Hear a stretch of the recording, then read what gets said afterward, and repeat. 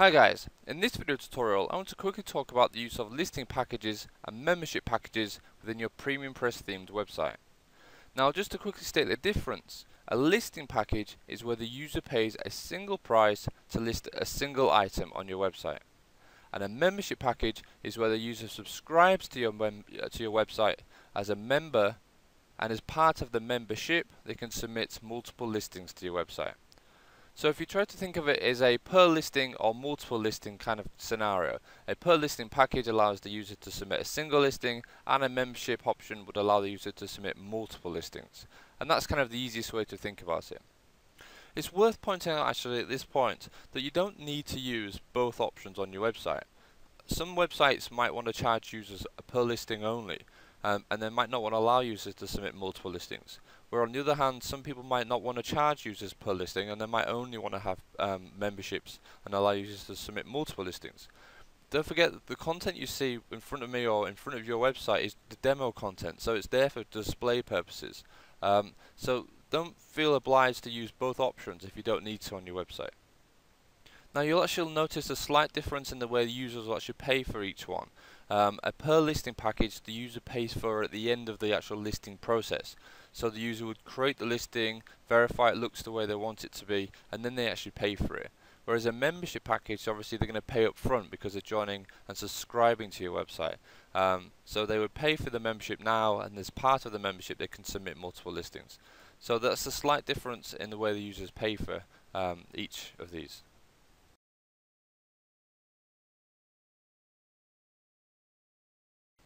So let's have a look in the admin area and see what the differences are between the actual setup of listing packages and membership packages. So in the admin area we're going to be clicking on theme options, and we're going to be scrolling down to the actual listing setup page. Now here we have three tabs. We've got custom fields, listing packages and membership packages. So if we start with listing packages, now don't forget a listing package is where we submit one listing to your website. So we can create by clicking on the add package, or we can edit and remove them by using the action buttons.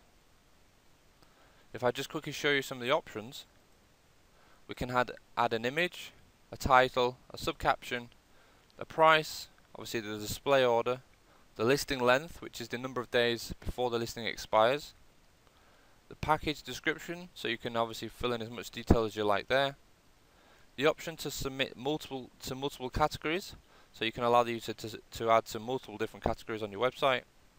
User uploads obviously refers to media uploads, and listing enhancements, and this is the options we've added in that allow you to attach on some of the listing enhancements as part of the package price.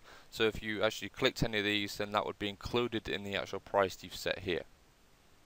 So if we're looking at the listing enhancements, a listing enhancement is basically an additional option that you can the user can pay an extra fee for, such as highlighted listings, Google Maps, HTML listing content, etc. And just as things were getting more complicated, we've added another option for you, which is an extra price per category. So for your premium categories, as it were, you might want to set an additional price. So you would just click on it, set the price, and then click on save. And then if you go on to another one, 20, save. And to preview it, just click on and you can see the values there again. Once you refresh the page, obviously any additional prices that you've added will be there as well. So the basic concept of a listing enhancement and the price per category options are an additional price to your existing listing packages. So rather than complicate things too much with a listing package, we've tried to separate them slightly. So you've got your listing packages, which your core elements are obviously your price and the listing length, and then obviously you can attach the number of uploads and categories.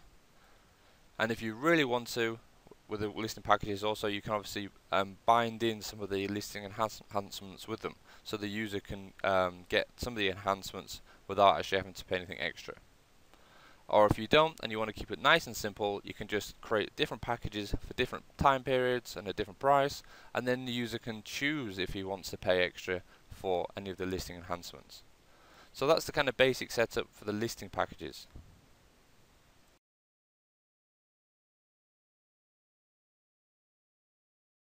Now if we take a look at the membership packages tab, we have the options here to obviously add new memberships and using the action buttons to edit and remove memberships. Now obviously a membership is the user subscribes to your website as a member. So not joining the website as a member, they actually subscribe, so they're paying a subscription or a fee for using certain services, and as part of that service they can then submit multiple listings. So if we look at your membership options, if I click on add new membership for example, we have the image, so we can add an image, a title, a subcaption and a price, a display order, a membership description, so you could add anything in there that you want. We have a membership length, which is the number of days that the membership is valid for. And as part of that membership, any any listings that are created under the membership will be valid for the same length as the membership. So if a user submits a listing, for example, and their membership package is valid for say 60 days, then the listing will be valid for 60 days as well. The free submissions, this option here is where you set how many listings the user gets as part of this membership. So if your membership is for a year, then you probably want a few, maybe 100, 200 listings. If it's only for a week, then maybe 5 or 6 listings, something like that. The listing enhancement option at the bottom lets you bind in again some of the listing enhancement as part of the actual listing submission. So if you want this membership package to include free HTML listing content, all of the listings to be top of the categories, all of them to include Google Maps, etc., etc., you just click the appropriate boxes. Now the other side of the membership packages is that you have this restriction option. So if you're running a blog alongside your website, you might want to restrict content or different elements or downloads or etc. To different membership types. So for example, if someone joins membership 1, you might give them say 5 or 6 download links, whereas if they join the membership 2, they might be able to give them 7 or 8 download links. Just a different idea that membership, different kind of difference between a membership and a listing package, whereas obviously the listing package is per listing and the membership applies to the actual user's account, so it's kind of global within their actual account.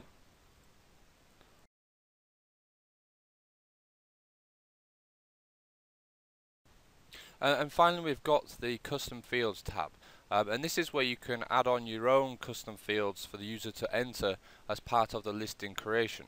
So if we have a quick look at the front end, as you can see we've got listing packages. So if I clicked on the package 1, I can see we've got title, description, category and a website link.